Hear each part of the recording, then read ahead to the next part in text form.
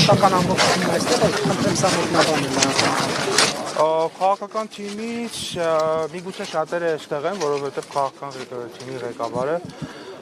պատարակի է եկել, իր հետ եկել են, ինչ խնդիր կա։ Նրանք չի եղել ռեսուրս օրինակ։ Չափում նրանք չի եղել։ Բա ինչպես է ստացվում, որ պետական հաստատությունների աշխատակիցներ են այստեղ հիմնականում, մարզպետարանների աշխատակիցներ։ Այդպես չի։ Դուք չեք կարծում, որ սրբապղծությունը երկարքալուց եղած հոգևորականը պատարակ է իրականացնում։ Եվ դուք դրա